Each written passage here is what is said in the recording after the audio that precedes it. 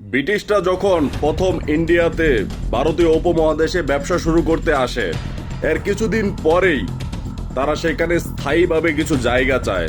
তৎক্ষণাৎ তৎকালীন বাদশাহ আওরঙ্গজেব তাদেরকে পিটিয়ে সেই ভারতবর্ষ ছাড়া করে। এর বহুত বছর পরে ব্রিটিশরা আবারও সেই ভারতীয় উপমহাদেশে ব্যবসা করার জন্য আসে।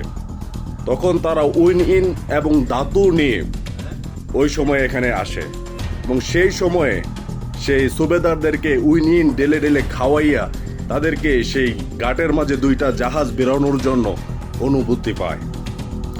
এর কিছুদিন পরেই সে জাহাজ রাখার জন্য ঘাট চাইলো, সেখানে ঘাট করলো, ঘাটের মালামাল রাখার জন্য সেখানে ওয়্যার হাউস করলো। সেই ওয়্যার হাউসের মাঝে কিছুদিন পরে সেখানে চুরি হইল এবং সেখানে সেই চুরির সেই নিরাপত্তার জন্য সেখানে উঁচু উঁচু প্রাচীর নির্মাণ করলো, বাউন্ডারি করলো। সেই বাউন্ডারিকে সেই ওয়্যার হাউসকে দেখাশোনা করার জন্য সেখান থেকে ব্রিটিশ অফিসাররা আসলো।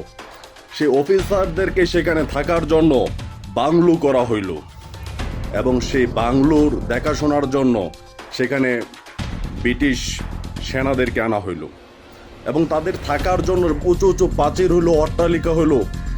আস্তে ধীরে তাদেরকে সেই ইংলিশদের ব্রিটিশদেরকে 200 বছর তাদের গোলামি করতে হয়েছিল। মানে প্রথম শুরুটা হয়েছিল সেই দুইটা জাহাজ বেরানোর ঘটনা দিয়ে। সেম ঘটনা হয়েছে বাংলাদেশের যে বন্দর নগরী রয়েছে, যে বন্দর রয়েছে, সেটাকে বিনামূল্যে ইন্ডিয়াকে ব্যবহার করতে দেওয়া হয়েছে।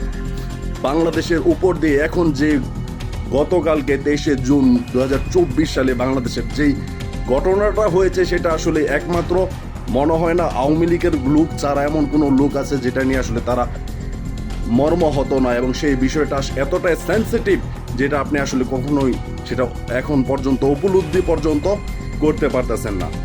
আপনার মাঝে তো দেশপ্রেম নাই, আপনি শুধু মুখে যদি বলেন আমার সোনার বাংলা, আমি তোমায় ভালোবাসি, এতটুকু কষ্ট।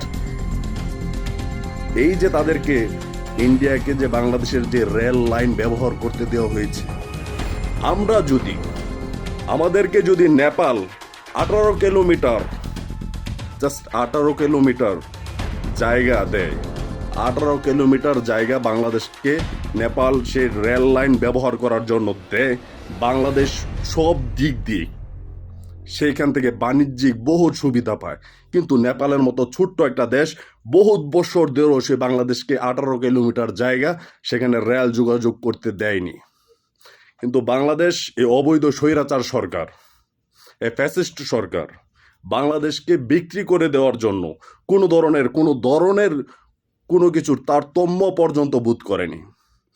যার কারণে প্রথম খুলনা থেকে কলকাতা এবং কলকাতা থেকে রাজশাহী পর্যন্ত নির্দ্বিধায় সব ধরনের ট্রেন চলাচলের জন্য সব কিছু অনুমোদন দিয়ে দিয়েছে।